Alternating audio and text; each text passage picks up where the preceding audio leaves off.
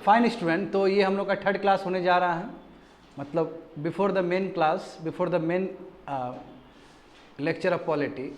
तो हम लोग अभी ये जो थर्ड क्लास जो करने जा रहे हैं, इसमें यही समझाएंगे कि आर्टिकल्स, पार्ट्स एंड शेड्यूल्स संविधान का क्या क्या है और क्या इसका रेलेवेंस है। देखो यूपीएससी प्रीलिम्स में ये भी पूछा जाता है, अच्छी बात ये है। तो इसके लिए क्या किया हमने कि एक स्पेशल मॉडल डिज़ाइन कर दिया ताकि ये रहे तुम लोग के साथ और इसको रखो। यदि मेंस राइटिंग में भी यदि रेफरेंस लिखते हो इसका तो बहुत अच्छा नंबर मिलेगा, और प्लस एग्जामिनर को ये प्रूव कर दोगे कि you know many thing about the constitution. इसलिए पार्ट जो इम्पॉर्टेंट पार्ट है, जो इम्पॉर्टेंट आर्टिकल है और जो इम्पॉर्टेंट जो शेड्यूल्स है, स्पेशली शेड्यूल्स सबसे ज़्यादा इम्पॉर्टेंट है। जब मैं 10th शेड्यूल का बात कर रहा हूँ तो मैं बात कर रहा हूँ एंटी डिफेक्शन लॉ का। जब मैं 11th शेड्यूल का बात कर रहा हूँ तो मैं पंचायती राज का बात कर रहा हूँ। जब मैं 12th शेड्यूल का बात कर रहा हूँ तो मैं म्यूनिसिपैलिटी का बात कर रहा हूँ। यानी कि कहने का मतलब ये हुआ कि ना ही 10, 11, 12 शुरू के संविधान में कहीं नहीं होगा, क्योंकि बाद में इसमें जोड़ा गया, संविधान में जोड़ा गया है। ये बात समझ रहे हो ना? हाँ, सभी कुछ समझना है इस क्लास में। Very very important class. यानी कि अभी तक जितना क्लास कवर किए हम लोग, 2 क्लास पहले कवर कर चुके हैं, ये थर्ड क्लास होने जा रहा है और ये सबसे इम्पॉर्टेंट क्लास होगा अभी तक का। देखो तो यहाँ समझते हैं हम लोग ना, पार्ट्स समझते हैं। फर्स्ट वन पार्ट्स लेंगे। देखो संविधान में ना तुमको बहुत सारे आर्टिकल्स मिलेंगे। पार्ट और शेड्यूल में क्या अंतर है, पहले तो अंतर समझो।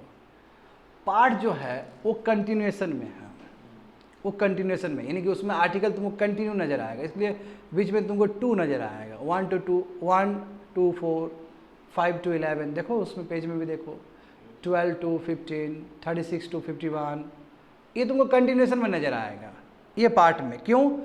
देखो जैसे कभी कोई भी किताब पढ़ते हो तो किताब कंटेंट्स डिवाइडेड रहता है ना, बिल्कुल। ये भी जब संविधान इतना बल्कि किताब है तो उसको भी अलग अलग पार्ट्स में तोड़ते हैं। अब बट अलग अलग पार्ट्स में तोड़ने का मतलब ये नहीं कि वो सेगमेंट अलग हो गया, वो एक कंटिन्यूटी दिखाने के लिए भी है कि इस पार्ट में यहाँ से यहाँ आर्टिकल रहेगा, उसके बाद दूसरा पार्ट होगा उसमें इतना से इतना आर्टिकल होगा, बट कंटिन्यू है ये, बट ये कंटिन्यूएशन में दिखा रहा है चीज़ों को। बट शेड्यूल ऐसा नहीं है, बात समझ गए? शेड्यूल ऐसा नहीं है। जब शेड्यूल पढ़ाऊंगा तो मैं बताऊंगा थोड़ी देर में। पार्ट 1 देखो बच्चे लोग, याद होना चाहिए कि पार्ट 1 का शीर्षक क्या है, उसका ब्रॉड टॉपिक क्या है, समझे? The union and it's territory. और आर्टिकल कितने हैं इसमें? आर्टिकल 1 to 4 है। यही आर्टिकल 1 है जहाँ पे लिखा गया India that is Bharat shall be the union of states, English constitution में, जो रियल कॉन्स्टिट्यूशन शुरू का कॉन्स्टिट्यूशन है। बट इसका हिंदी वर्जन देखोगे तो क्या लिखा गया वहाँ पे? भारत दैट इज इंडिया, ऐसे करके। समझ गया ना? तो देखो, तो यूनियन एंड इट्स टेरिटोरी, ये कौन से आर्टिकल में इसको रखा गया है, मतलब यानी कौन सा आर्टिकल इन्वॉल्व है इस पार्ट में? 1 to 4। देखो कंटिन्यूएशन है ना, यानी कि 1 होगा, 2 होगा, 3 होगा, 4 होगा। और वही आर्टिकल 3 बच्चे लोग, वही आर्टिकल 3 है जिसको यूज़ करके पार्लियामेंट आराम से स्टेट का बाउंड्री रीड्रॉ कर सकता है। और कहीं ना कहीं ये बहुत ही फ्लेक्सिबिलिटी प्रदान करता है संविधान में संशोधन करने के लिए। तो संविधान को हम लोग 2 तरीके से संशोधन कर सकते हैं, फ्लेक्सिबल तरीके से भी और रिजिड तरीके से भी। जब रिजिडिटी का बात होगा तो आर्टिकल 368 आ जाएगा, जब फ्लेक्सिबिलिटी का बात होगा तो वही आर्टिकल 3 आ जाएगा। आया समझ में? तो आर्टिकल 3 किसका हिस्सा है? पार्ट 1 का हिस्सा है। नंबर 2 समझोगे बच्चे लोग? नंबर 2 क्या है? सिटीजनशिप। तो कोई पूछेगा कि सिटीजनशिप किसका पार्ट है, तो क्या बताओगे? पार्ट 2 का हिस्सा है।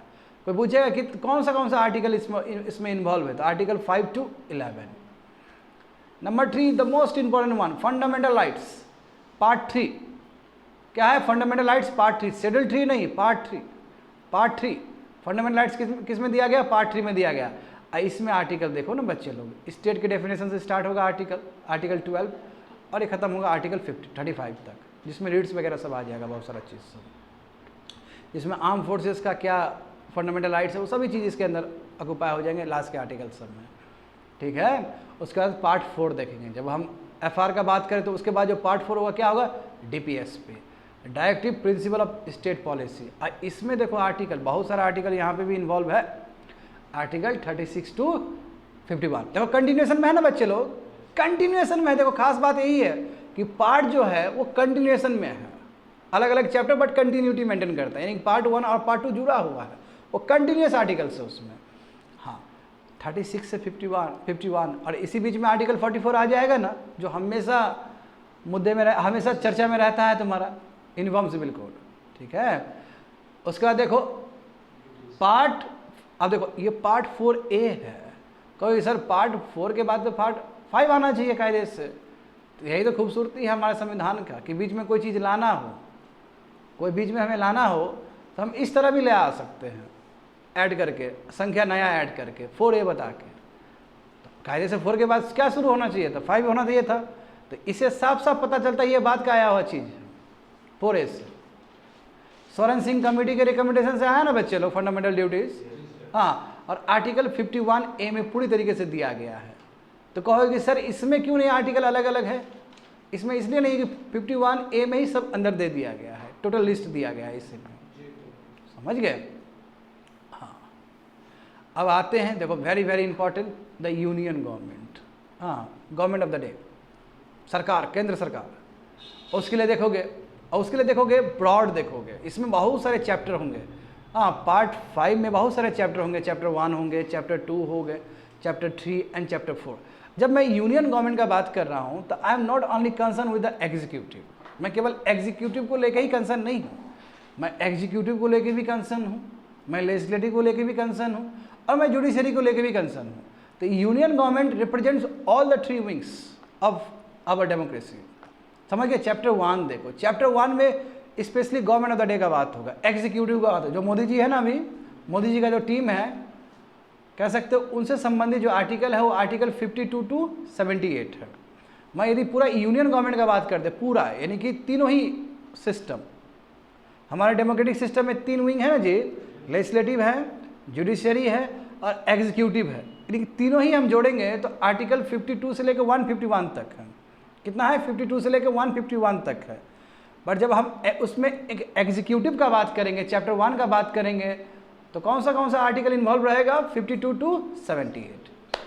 सेकंड देखो legislative wing, that is a parliament, 79 से 122। देख रहे हो कंटिन्यूएशन बच्चे लोग, 78 के बाद क्या स्टार्ट होता है? 79 ना। देखो यही तो खासियत है पार्ट्स का, ये पार्ट क्या है? Continuous, 79 to 122। चैप्टर 3 देखोगे, इसमें लेजिस्लेटिव पावर दिया गया, यानी कि प्रेसिडेंट का लेजिस्लेटिव पावर क्या होगा, क्योंकि जानते हो कि प्रेसिडेंट एग्जीक्यूटिव का हिस्सा है, प्रेसिडेंट एग्जीक्यूटिव का हिस्सा है, बट प्रेसिडेंट को लेजिस्लेटिव भूमिका भी अदा करना पड़ता है, क्योंकि प्रेसिडेंट यदि साइन नहीं करेगा किसी भी बिल पे तो वो ऐसा नहीं होगा। तो वो जो भूमिका है, यानी कि जैसे मान लो कि लोकसभा को डिसॉल्व करना है, ये भी तो लेजिस्लेटिव पावर है प्रेसिडेंट का, बात समझ रहे हो। एडजॉइनमेंट करना वो स्पीकर के हाथ की बात है, वो चेयरमैन के हाथ की बात है। बट जब हाउस को पूरा डिसॉल्व करना, वो किसके हाथ का बात है? वो प्रेसिडेंट के हाथ की बात। ये सब लेजिस्लेटिव पावर प्रेसिडेंट का है, उसमें आएगा, बात समझे। तो ये आर्टिकल 123 में दिया गया है। फिर देखोगे चैप्टर 4, यानी कि चैप्टर 1 हो गया, चैप्टर 2 हो गया, चैप्टर 3 हो गया, पार्ट 5 का। पार्ट 4 चैप्टर 4 देखोगे, उसमें यूनियन जुडिशरी, यूनियन जुडिशरी का बात होगा बच्चों लोग। अच्छा, यूनियन जुडिशरी का मतलब क्या होता है? सुप्रीम कोर्ट, समझे, सुप्रीम कोर्ट का बात कर रहा हूं मैं। आर्टिकल 124 से लेके 147, समझ रहे हो। हाँ 147 बच्चे लोग, जो एक आर्टिकल जो बहुत न्यूज़ में रहता है, article 142, in order to do complete justice supreme court can intervene in any domain, यही ना है। देखो आया कि नहीं आया? यस, यूनियन जुडिशरी में आर्टिकल 124 से लेकर 147 तक है, इसके बीच में आ जाएगा ना आर्टिकल 142, यहीं से आया है, बात समझो। तो कोई पूछेगा तुम लोग, चलो ऐसे कोई पूछ लिया सवाल तुम लोग से कि आर्टिकल 142 का जो सुप्रीम कोर्ट जो यूज़ करता है, बताओ वो कौन सा पार्ट का हिस्सा है? क्या बोलोगे? पार्ट 5। कोई पूछेगा नहीं, बात तुम लोग याद रहोगे तो और बेटर तरीके से लिंक कर पाओगे। सीएजी भी बिल्कुल, सीएजी तो जानते हो, मैंने कहा है पिछले क्लास में, पिछले मॉड्यूल में। सीएजी जो है वो क्या, कस्टोडियन है पब्लिक पर्स का, very very important post, constitutional post है ये। तो आर्टिकल देखो बच्चे लोगों को कहता हूँ ना, आर्टिकल 150 151, हाँ गलती से मैंने 152 बोल दिया था पिछले क्लास में, तो 150, हाँ उससे पहले भी आर्टिकल इन्वॉल्व हो गए, 148 भी इन्वॉल्व होगा। देखो 148 से लेकर 151 तक इन्वॉल्व होगा CAG का, कंट्रोलर एंड ऑडिटर जनरल, समझे। तो ये यूनियन गवर्नमेंट के अंदर आ गया। देखो आर्टिकल 151 पे खत्म हो गया ना CAG, शुरू कब हुआ था ये, चैप्टर 1 में 52 से खत्म हुआ था, शुरू हुआ था। तो टोटल जोड़ोगे तो कितना हो जाएगा, 52 टू 151। तो ये पूछेगा कि यूनियन गवर्नमेंट के अंदर क्या क्या आएगा, तो बता दोगे ना सभी चीज़। हाँ देखो पार्ट 6 देखते हैं, एक क्लियरिटी डेवलप्ड होगा बच्चे लोग, ये क्या क्या उसके अंदर आता है। स्टेट गवर्नमेंट, देखो स्टेट गवर्नमेंट क्या है, 152 टू 237। तो उस तरह फर्स्ट देखो 152 में जनरली बताया गया है, जनरल दिया गया है चैप्टर 1। चैप्टर 2 में एग्जीक्यूटिव दिया गया 157 से लेकर 167। एग्जीक्यूटिव का बात होगा तो क्या होगा, गवर्नर प्रेसिडेंट का ही बात, governor chief minister council of minister का बात होगा उसमें। चैप्टर 3 देखो स्टेट गवर्नमेंट का, द स्टेट लेजिस्लेचर 168 से लेकर 212 तक। फिर लेजिस्लेटिव पावर देखो, गवर्नर के पास भी लेजिस्लेटिव पावर है ना, गवर्नर जब तक बिल पे साइन नहीं करे तब तक वो एक्ट नहीं बनेगा विधानसभा का, तो वो आर्टिकल 213। चैप्टर 5 देखोगे स्टेट गवर्नमेंट का, यानी कि पार्ट 6 ना जी, पार्ट 6 का चैप्टर 5 देखोगे, हाई कोर्ट के बारे में लिखा गया। वही हाई कोर्ट जानते हो कितना इंपॉर्टेंट है, आर्टिकल 214 से लेकर 232 तक। फिर सब ऑर्डिनेट कोर्ट भी देखो, सब ऑर्डिनेट कोर्ट बिल्कुल स्टेट के अंदर ही आ जाएगा ना, सेशन कोर्ट, डिस्ट्रिक्ट कोर्ट, लोक अदालत, ये सब क्या आ जाएगा तुम्हारा, स्टेट के अंदर ही आ जाएगा। तो उसके लिए आर्टिकल 233 टू 237 तो पूरा कंपाइल कर दिया जाए बच्चे लोग, तो क्या होगा, आर्टिकल 152 टू 237। तो ये क्या है, पार्ट 6 पूरा कंटिन्यूएशन में दिया गया है। चलो यही कंटिन्यूएशन चेक करते रहना है। देखो बच्चे लोग, हाँ मगर पार्ट 7 भी था, बट पार्ट 7 क्या किया, डिलीट कर दिया गया, ठीक है, डिलीट हो गया, यानी कि आर्टिकल 238 को डिलीट कर दिया गया। इसमें क्या था, the states in part B of the first schedule. अच्छा फर्स्ट शेड्यूल में जो पार्ट बी वाला जो स्टेट था, part A, part B, part C वाला स्टेट खत्म कर दिया ना हम लोग, वो कॉन्सेप्ट, जब वो कॉन्सेप्ट खत्म कर दिए तो अपने आप में पार्ट 7 इरेलेवेंट हो जाएगा, रिडंडेंट हो जाएगा, इसलिए उसको हटा दिया गया। देखो जब भारत आज़ाद हुआ तो part A, part B, part C करके स्टेट्स था ना बच्चे लोग, जानते हो ना क्या हुआ था, कैबिनेट मिशन प्लान में क्या हुआ था, इसी तरह का अरेंजमेंट था ना, part A, part B, part C type का अरेंजमेंट था। बट जानते हो कि भारत जैसे आज़ाद हुआ, आगे काम हुआ, स्टेट रीऑर्गेनाइजेशन एक्ट, दुनिया भर का चीज़ आया, तो ये सब चीज़ रिडंडेंट हो गया, इसलिए इसको हटा दिया गया। तो कोई पूछेगा कौन सा पार्ट को हटाया गया है, तो क्या बोलोगे, पार्ट 7 है वो, पार्ट 7 को हटा दिया गया। देखो ना उसमें आर्टिकल 238 इन्वॉल्व हो, डिलीट कर दिया गया उसको। अब देखोगे, हाँ तो अब देखोगे पार्ट 8, पार्ट 8 में क्या है, यूनियन टेरिटोरीज। तो इसका देख सकते हो 239 टू 242, इसलिए देखो पिछले क्लास में हमने कहा था ना दिल्ली का, हाँ 230A 230AA दिल्ली का, पौडीचेरी का उसी आर्टिकल में आ जाएगा, समझे। तो ये क्या हो गया बच्चे लोग, पार्ट 8। तो पूछेगा कि पार्ट 8 किससे संबंधित है, तो क्या बताओगे, यूटी। कोई पूछेगा कि पार्ट 7 क्या अभी भी काम करता है, तो कहोगे कि नो अब काम नहीं करता, वो डिलीट हो चुका है। हाँ डिलीट हो गया इसका मतलब ये नहीं कि संविधान से उसको हटा दिया जाएगा, रखा जाएगा, बट वो उसका कोई काम नहीं है, बात समझे। अब देखते हैं पार्ट 9 पंचायत। पंचायत देखो 243 से लेके 243 हाँ क्लॉज ओ तक है, समझ गए, पंचायत है ये पार्ट 9। कोई पूछेगा, देखो ऐसे तो हम लोग शेड्यूल का बात करेंगे तो कौन सा शेड्यूल में आएगा पंचायत, 11 शेड्यूल, मतलब पार्ट का बात आएगा तो पार्ट कौन सा पार्ट होगा, पार्ट 9 होगा, बात समझे ना, बात समझे बच्चे लोग। पार्ट 9 में पंचायत होगा, जब शेड्यूल का बात होगा तो फिर 11 शेड्यूल होगा। उसी तरह देखो रिलेट करते रहना है चीज़ों को, नहीं तो कंफ्यूज कर जाओगे। उसी तरह देखो पार्ट 11A म्यूनिसिपैलिटी, देखो ये भी कंटिन्यूएशन में होगा, आर्टिकल 243P से लेके आर्टिकल 243ZG तक। अब इसमें क्या है तुम्हारा, देखो ये भी जोड़ा गया तो इसलिए पार्ट ए है वो, देख रहे हो ना, ये बाद में जोड़ा गया इसलिए देखो नोमेनक्लेचर, देखो नोमेनक्लेचर पता चलता है। हाँ पार्ट 9B देखो, ए हो गया, बी देखो कोऑपरेटिव सोसाइटी बाद में लाया गया था ना फंडामेंटल राइट्स के रूप में कि कोई भी कोऑपरेटिव सोसाइटी बना सकता है, देखो इसलिए ये क्या है, पार्ट बी में है, सॉरी 9B में है। तो इसका मतलब जो पार्ट 9 है बहुत इंपॉर्टेंट हो जाता है स्टूडेंट। तो पार्ट 9 का बात करेंगे तो स्पेशल क्या है तुम्हारा, वो पंचायत के लिए है, समझे, पंचायत के लिए। जब हम चर्चा करेंगे म्यूनिसिपैलिटी के लिए तो पार्ट 9A, जब बात करेंगे हम कोऑपरेटिव सोसाइटी के लिए तो पार्ट 9B, और उसके लिए आर्टिकल लिखा गया है, देख सकते हो। अब बात करते हैं पार्ट 10 का, वेरी वेरी इंपॉर्टेंट। जहाँ जहाँ शेड्यूल एरिया नजर आए, जहाँ जहाँ ट्राइबल एरिया नजर आए, वहाँ पे थोड़ा अलर्ट हो जाओ, क्योंकि यूपीएससी का सबसे फेवरेट टॉपिक सब है ये। The schedule and the tribal areas, ये क्या है, पार्ट 10 का है। कई बार विद्यार्थी लोगों ने कन्फ्यूजन होता है पार्ट और शेड्यूल में। एक राज की बात बता है तुम लोग को कि कई ऐसे भी होंगे जो मैच भी कर जाएंगे सेम सेम आर्टिकल के साथ। दो थोड़ी देर में समझोगे, बस इसको रिकॉल करते हुए चलना है, बस अच्छे से समझो इस चीज़ को। तो पार्ट जो 10 है उसमें the schedule and the tribal areas है। इसका आर्टिकल देख सकते हो बच्चे लोग, आर्टिकल 244 से लेके आर्टिकल 244A तक। फिर आएंगे हम लोग पार्ट 11 का बात करेंगे, और यहाँ पे देखो यूनियन और स्टेट का जो रिलेशन है। अच्छा, ये भी सिलेबस का हिस्सा था कि नहीं था, बताओ। हाँ, तो इसका जो आर्टिकल कौन सा आर्टिकल इन्वॉल्व होगा यहाँ पे, तो आर्टिकल 245 और आर्टिकल 263। इसमें देखो बहुत सारे चैप्टर्स, चैप्टर 1, चैप्टर 2, ठीक है, समझ रहे हो ना। हाँ, तो चैप्टर 1 में दिया गया लेजिस्लेटिव रिलेशन, आर्टिकल 245 से लेकर आर्टिकल 255 तक। जो चैप्टर 2 है उसमें एडमिनिस्ट्रेटिव रिलेशन है 256 से लेकर 263 तक। तो देख सकते हो तुम लोग 245 से स्टार्ट हुआ और 263 में ख़त्म हुआ, और इस पार्ट को 2 चैप्टर में डिवाइड कर दिया गया, चैप्टर 1 और चैप्टर 2। तो जो हम रिलेशन पढ़ रहे हैं यूनियन और स्टेट्स का, जो पार्ट 11 में दिया गया है, उसमें कौन सा रिलेशन पढ़ेंगे, लेजिस्लेटिव रिलेशन और एडमिनिस्ट्रेटिव रिलेशन। समझ में आ रहा है ना। यदि लिख सकते हो तो और अच्छी बात है, लिखते भी रहो, समझते भी रहो चीज़ों को, ये सब बहुत काम आएगा पॉलिटी को और अच्छे समझने में। तो ये हो गया पार्ट। हाँ, पार्ट क्या हो गया, ये पार्ट 11। पार्ट 12 देखो बच्चे लोग, पार्ट 12 देखोगे, फाइनेंस, प्रॉपर्टी, कॉन्ट्रैक्ट्स और शूट्स।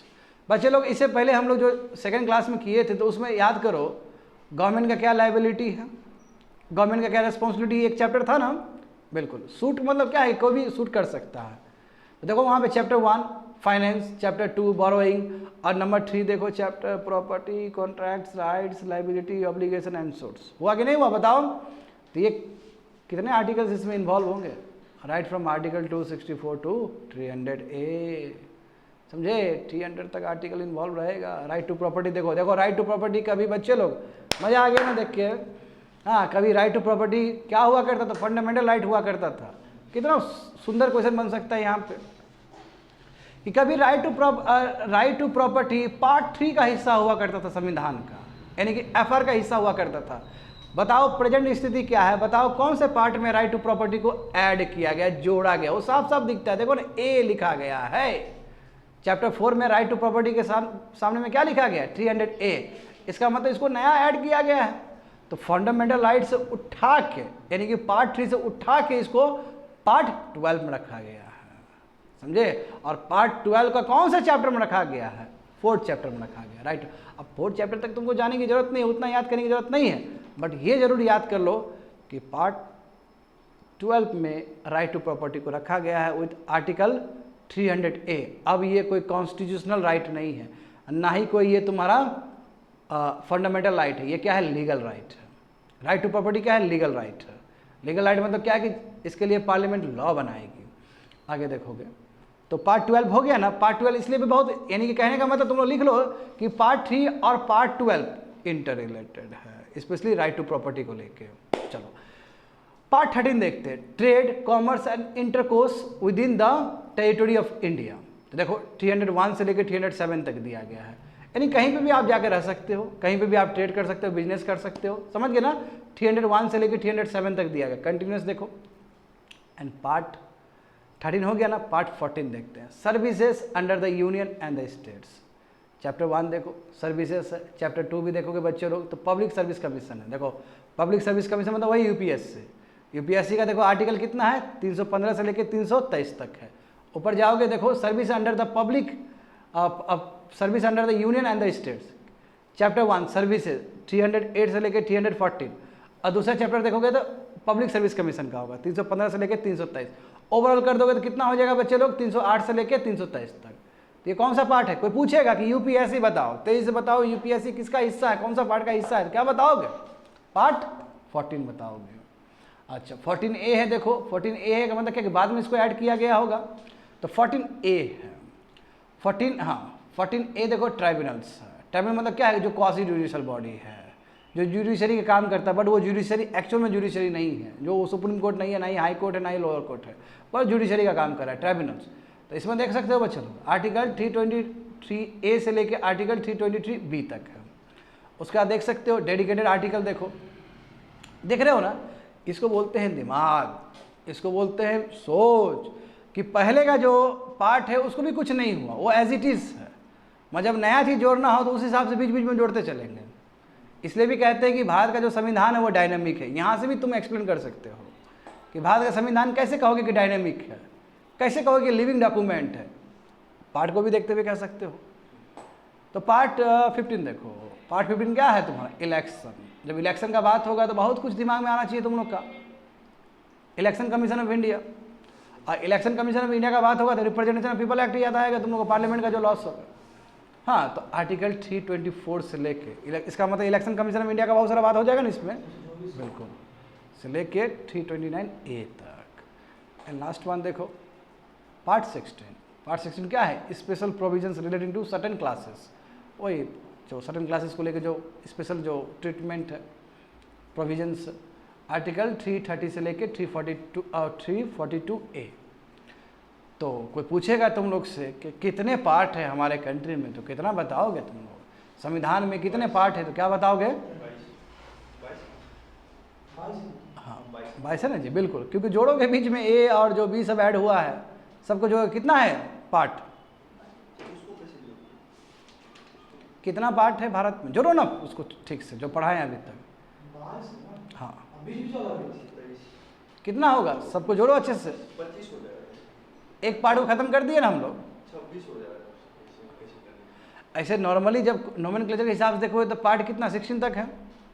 22 ये नोमेनक्लेचर में बोल रहा हूँ, नोमेनक्लेचर नहीं समझे, नोमेनक्लेचर का मतलब 14 है, तो 14A और A को नहीं लिए, 14 को ही लिए, लेट्स से। तो वैसे करके भी 22 तक। 22 तक। अरे तुम्हारा गधा, ये कितना है बताओ तो, लास्ट कितना लिखा गया उसमें?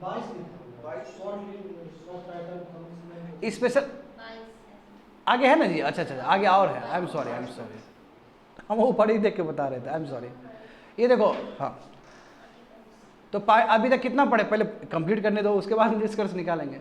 ये क्या है तुम्हारा, पार्ट 16 है। पार्ट 17 देखो, ऑफिशियल लैंग्वेजेस, आर्टिकल 243 से लेकर आर्टिकल 351A तक। ऑफिशियल लैंग्वेज के अंदर देखो कितने चैप्टर हैं, 4 चैप्टर है। यूनियन का क्या लैंग्वेज होगा, चैप्टर 2 देखो रीजनल लैंग्वेज क्या होगा, language of the supreme court क्या होगा, हाई कोर्ट क्या होगा। हाँ, चैप्टर 4 में देखो क्या है तुम्हारा, स्पेशल डायरेक्टिव्स क्या है। तो राइट फ्रॉम आर्टिकल 243 से लेकर 351A तक, दैट्स ऑफिशियल लैंग्वेज। लिख लो, ऑफिशियल लैंग्वेज को लेकर कितना इशू खड़ा हुआ था, याद करो, पोस्ट इंडिपेंडेंस डेवलपमेंट में, वेरी वेरी इंपॉर्टेंट। ये हो गया तुम्हारा पार्ट 17। अब पार्ट 18 देखो, emergency provision, very very important. कहीं ना कहीं यही इमरजेंसी प्रोविजन है जो कि फेडरलिज्म के विरोध में है, कह सकते हो। हाँ, तो इमरजेंसी प्रोविजन देखो कितना इंपॉर्टेंट है। इमरजेंसी प्रोविजन किस पार्ट में है बच्चे लोग, क्या बताओगे? हाँ, पार्ट 18 में है, समझे ना, पूछता भी है। तो यूपीएससी क्वेश्चन फ्रेम भी करती है, पहले तो बहुत फ्रेम करती थी इस टाइप का। आगे देखो, हाँ पार्ट 19 देखो, कुछ कुछ मिसलेनियस भी है, 361 से लेकर 367। उसका देखो पार्ट 20 देखो, संविधान में कैसे अमेंडमेंट करना है, बताएं जटिल प्रक्रिया जो है, आर्टिकल 368 याद आया? आर्टिकल 368 का कितना जिक्र हो चुका है इस क्लास में। आर्टिकल 368, संविधान को संशोधन करना बहुत ही मुश्किल चीज़ है उस आर्टिकल से, तो ये पार्ट 20 में दिया गया है। हाँ, अब देखेंगे part 21, temporary transition and special provision, 369 से लेकर 392। एंड लास्ट देखेंगे जो कि पार्ट 22 होगा, short title, commencement, authoritative text in Hindi and representing, बहुत सारी चीज़ को हटाया भी गया।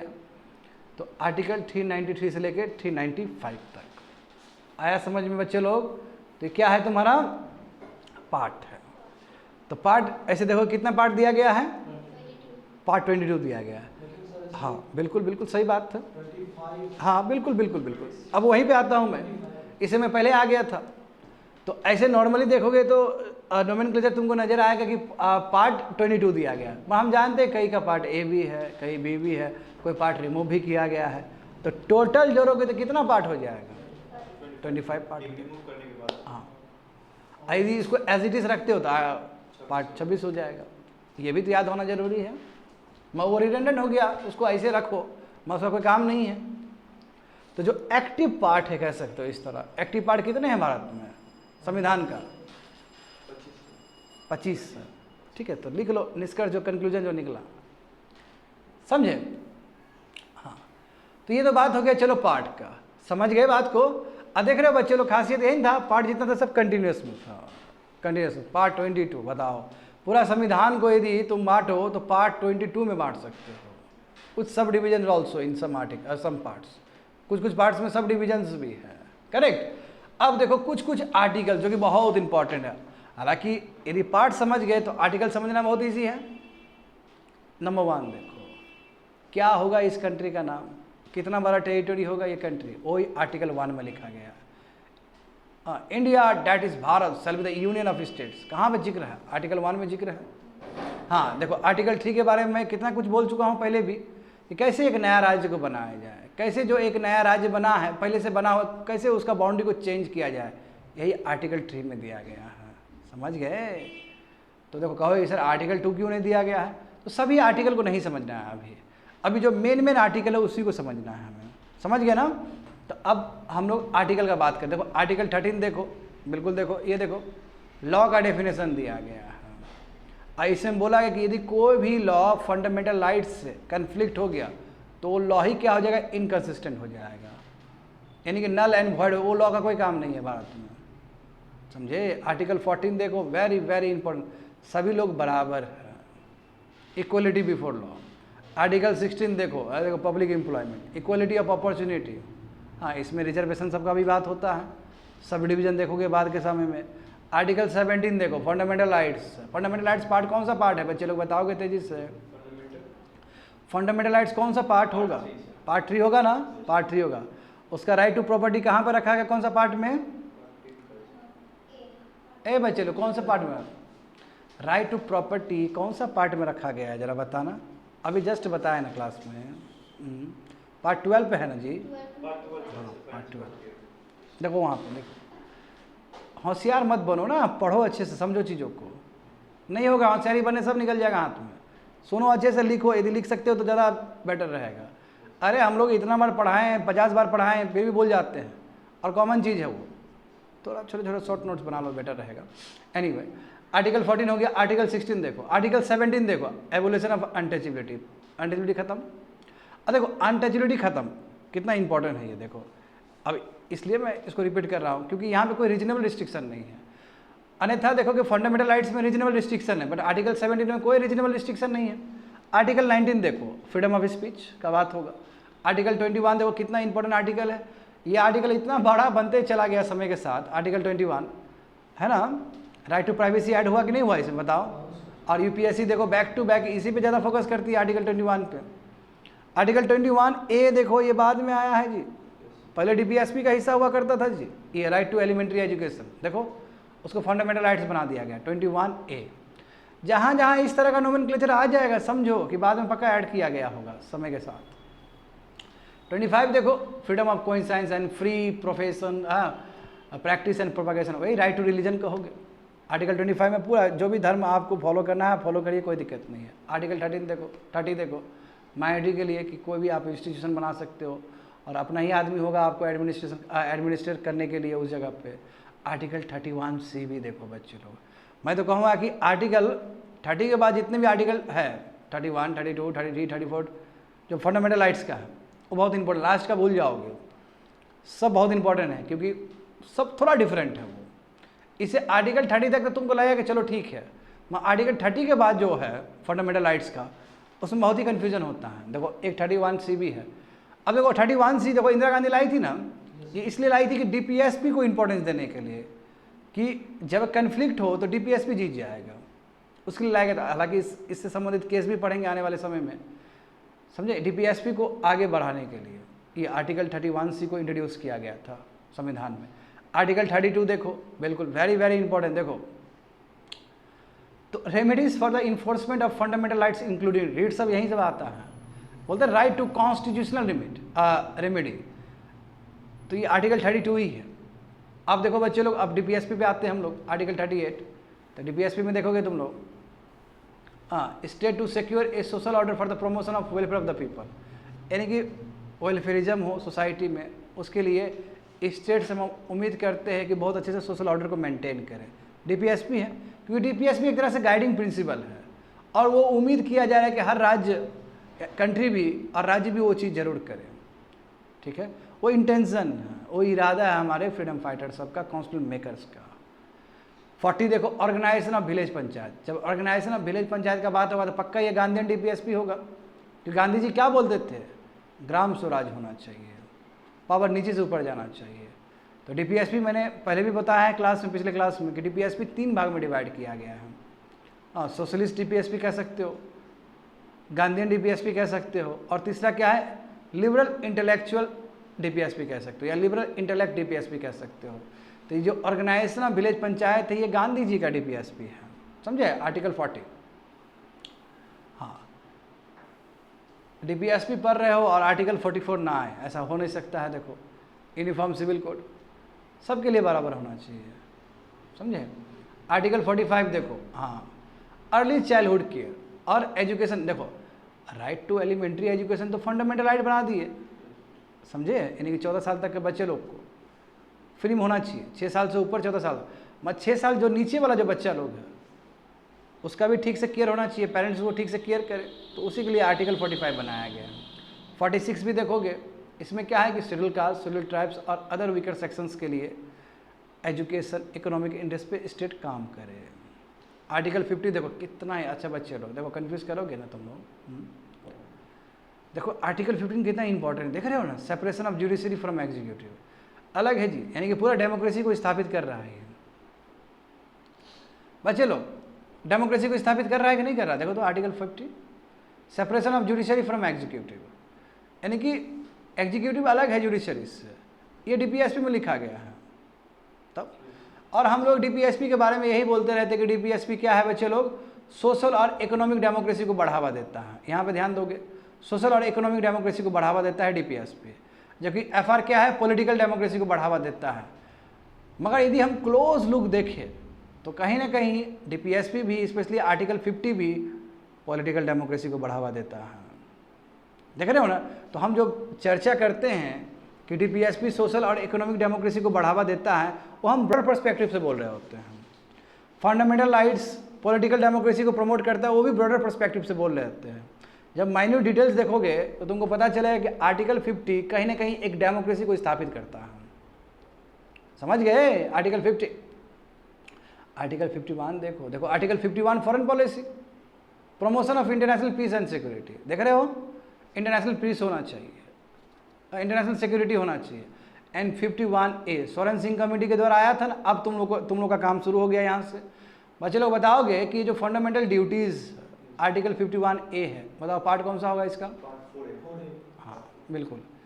तो ये फिर से लिख देना है वहाँ पे, यदि नोट्स बन रहा है तो, ताकि याद रहे, उधर से भी याद रहे, इधर से भी याद रहे। 72 देखोगे, 72 देखो, ये पावर ऑफ प्रेसिडेंट है ना, सस्पेंड करना, रिमिट करना, कम्यूट करना सेंटेंसेस को, जो भी सज़ा मिला है। 74 देखो, काउंसिल ऑफ मिनिस्टर से रिलेटेड चीज़ है यहाँ पे, कैसे काउंसिल ऑफ मिनिस्टर एड और एडवाइस देंगे प्रेसिडेंट को। 78 में देखो, प्राइम मिनिस्टर क्या ड्यूटी रहेगा। आर्टिकल 110 देखो, मनी बिल का डेफिनेशन आ जाएगा ना बजट सब यहाँ। इसके बाद आर्टिकल 112 देखो, कितना इंपॉर्टेंट, कई बार यूपीएससी यहाँ से पूछती है प्रीलिम्स में। मनी बिल, फाइनेंस बिल, हाँ बजट, आर्टिकल 112 देखो, इसी बार 2024 में भी क्वेश्चन पूछा गया है यहाँ से।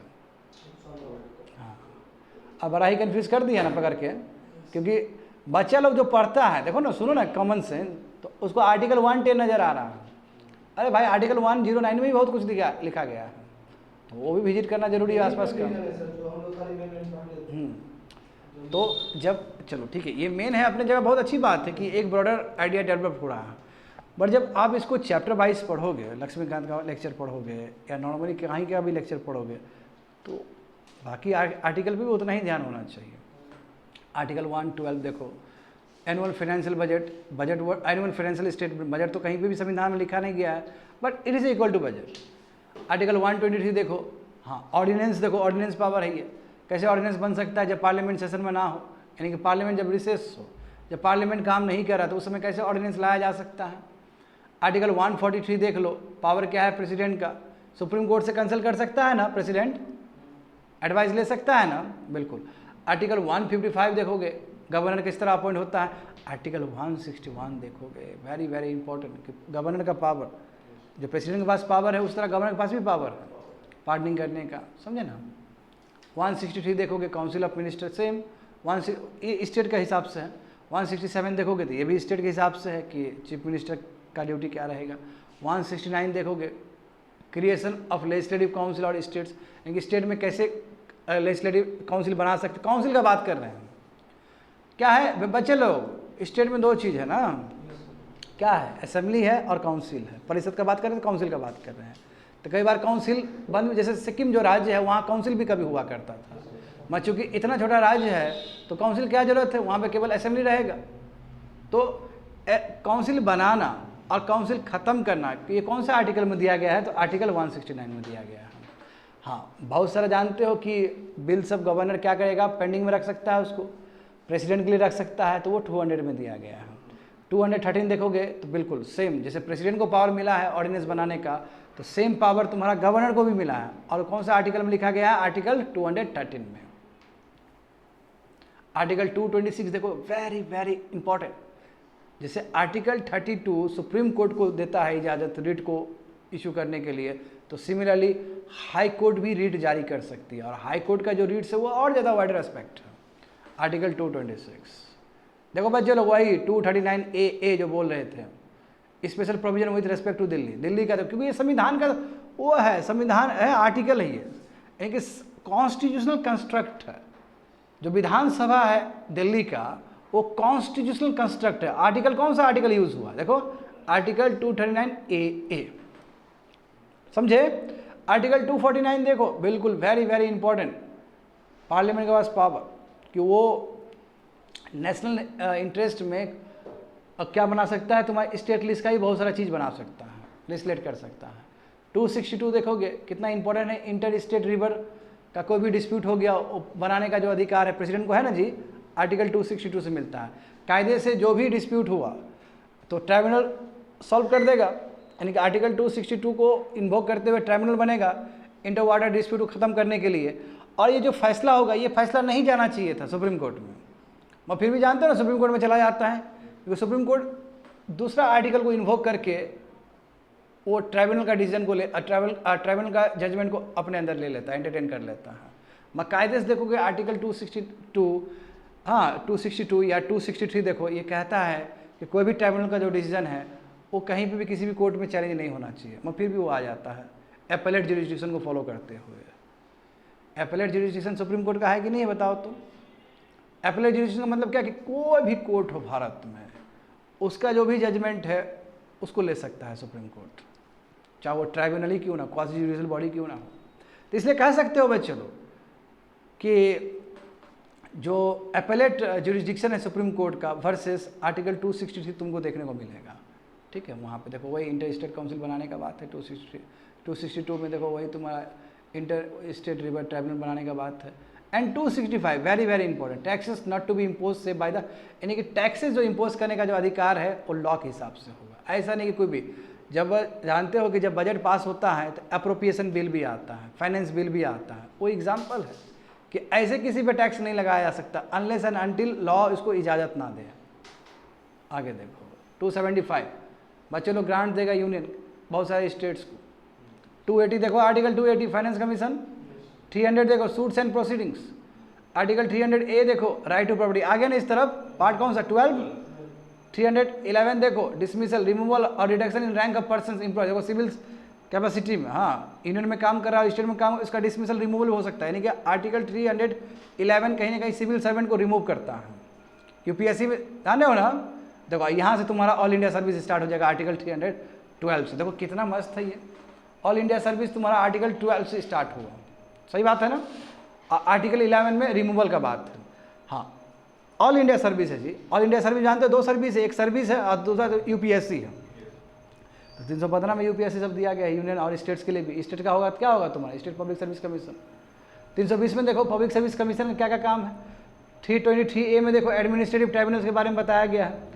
आर्टिकल 324 देखोगे यहाँ पे, तो यहाँ पे देखो इलेक्शन कमीशन का बात किया गया कि इलेक्शन कमीशन को क्या क्या करना है। आर्टिकल 330 देखोगे, सीट्स जो रिजर्वेशन है शेड्यूल कास्ट का लोकसभा में, देख रहे हो।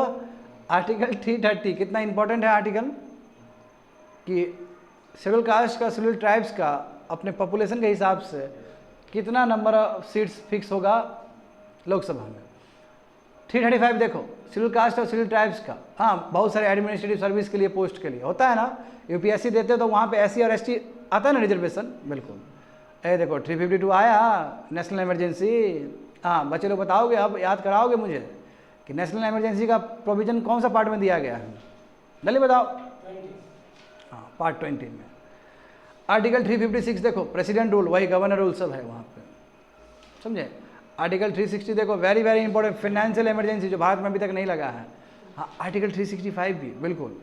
आर्टिकल 365 भी देखो कि कभी जो होता है स्टेट अपने मनमानी करना शुरू कर देता है जी, काम नहीं करता, तो उस समय भी प्रेसिडेंट रूल लग सकता है। आर्टिकल 365 है ये, है ना, यानी संविधान के हिसाब से नहीं चला या फिर यूनियन के डायरेक्शन के हिसाब से नहीं चला है तो आर्टिकल 365 यूज़ किया जा सकता है।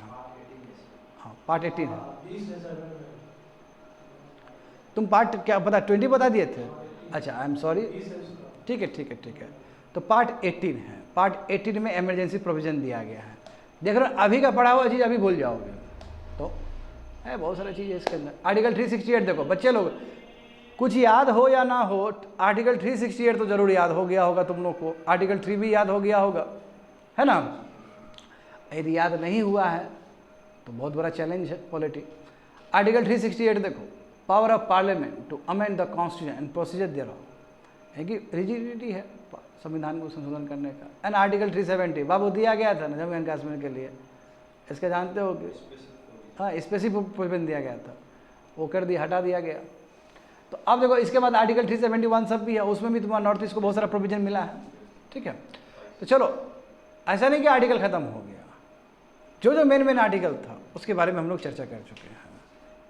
अब देखो अब आएगा शेड्यूल, ये तो मस्त है ना शेड्यूल, ठीक है। मेन अटेंशन शेड्यूल पे ज़्यादा होना चाहिए, पार्ट से भी ज़्यादा शेड्यूल पे ध्यान होना चाहिए। फर्स्ट शेड्यूल, अब देखो जब पार्ट का लेक्चर दे रहे थे तो बता रहे थे ना कंटिन्यूएशन में है, वो पार्ट कंटिन्यूएशन में है ना, याद करो पार्ट 1 में 1 से लेकर 4 तक है, यहाँ पे ऐसा नहीं है। फर्स्ट शेड्यूल देखो, फर्स्ट शेड्यूल में क्या है कि स्टेट का नाम क्या क्या है और टेरिटोरियल जुरिडिक्शन कितना है, ठीक है। नंबर 2 देखो क्या है, name of the union UTs और देयर एक्सटेंट, तो वही आर्टिकल आएगा जो इस चीज़ से संबंधित हो। तो कौन सा आर्टिकल आया, आर्टिकल 1 आया, आर्टिकल 4 आया, बाकी आर्टिकल 2 नहीं आया, बाकी आर्टिकल 3 नहीं आया, क्योंकि आर्टिकल 3 है तुम्हारा स्टेट को रीड्रॉ करने का बात है उसमें, तो क्यों आएगा वो।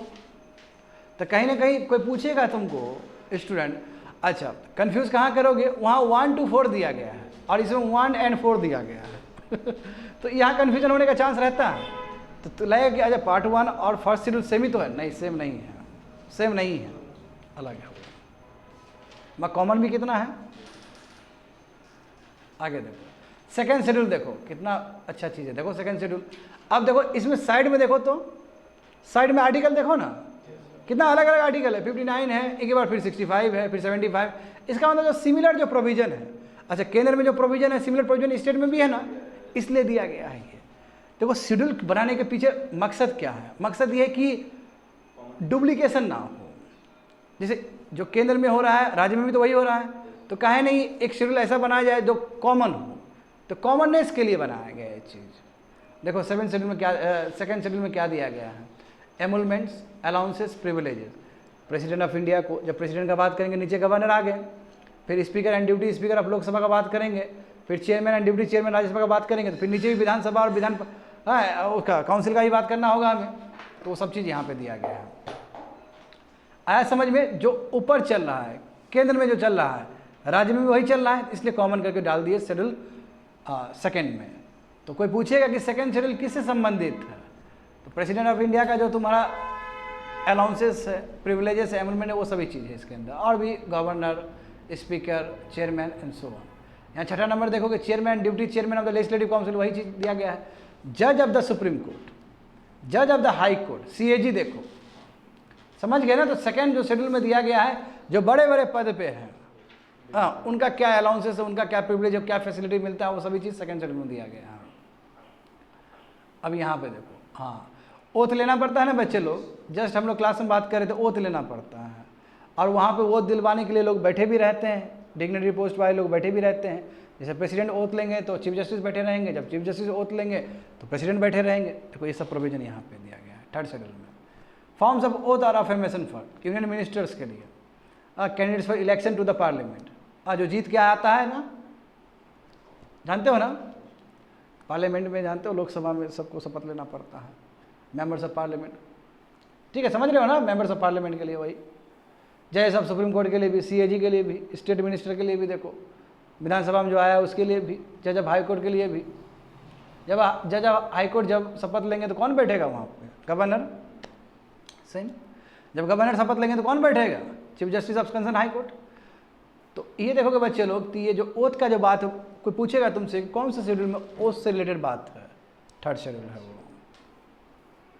आगे देखो फोर्थ शेड्यूल देखोगे, फोर्थ शेड्यूल में क्या है कि राज्यसभा का सीट्स क्या होगा, यानी कि राज्य से, यूटी से कितना सीट राज्यसभा के लिए रिजर्व होगा, कितना सीट जाएगा, जानते हो ना। अच्छा बताओ तो कौन सा राज्य है जो सबसे अधिक जो सीट है राज्यसभा में? हाँ, उत्तर प्रदेश। तो ये क्या है, फोर्थ शेड्यूल में है, मतलब फोर्थ शेड्यूल में होगा।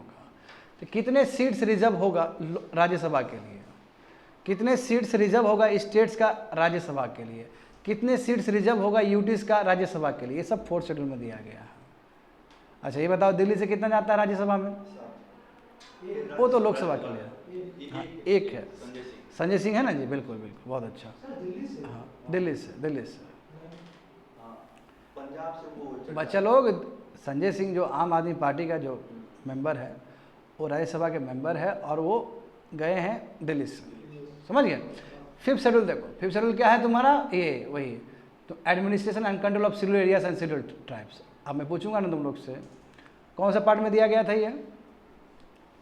आर्टिकल 244, ये फिफ्थ शेड्यूल में दिया गया। पार्ट कौन सा पार्ट में सिमिलर चीज है ये? हाँ, किसी पार्ट में मैच करता है ना जी, ये बिल्कुल एग्जैक्ट मैच करेगा वहाँ पे। तो फिफ्थ शेड्यूल में देखो, यानी कि फिफ्थ शेड्यूल देखो, फिफ्थ शेड्यूल क्या है कि जो सिक्स शेड्यूल में कवर नहीं हुआ, जो सिक्स शेड्यूल में कवर नहीं हुआ वो फिफ्थ शेड्यूल में कवर हो जाएगा। सिक्स शेड्यूल क्या है तुम्हारा? वही आसाम, मेघालय, त्रिपुरा और मिजोरम का जो तुम्हारा ट्राइबल एरियाज है। तो उसके लिए आर्टिकल देखो, आर्टिकल 244 एंड 275, 2 नहीं पढ़ोगे, 244 और 270 दो आर्टिकल इन्वॉल्व है यहाँ पे, ऐसे पढ़ोगे। एक बात गौर कर रहे हो ना, शेड्यूल कंटिन्यूशन नहीं है इसमें, मतलब आर्टिकल कंटिन्यूशन नहीं है इसमें, पार्ट में कंटिन्यूशन था ना। आया समझ में? हाँ, यहाँ देखो बच्चे लोग, इस पे कितना चर्चा हुआ है पिछले क्लास में भी। सेवन शेड्यूल में जानते हो ना कि डिवीजन ऑफ पावर है यूनियन और स्टेट के बीच में। 3 लिस्ट है कि नहीं बताओ तो? List 1 that is union list, list 2 state list और लिस्ट 3 कंकरेंट लिस्ट। देखो यहाँ पे देखो लिखा गया है ना, union list contains 98 subject, originally 97 था, हालांकि बदलते रहता है, इसमें और भी ऐड हो सकता है। स्टेट लिस्ट कितना है?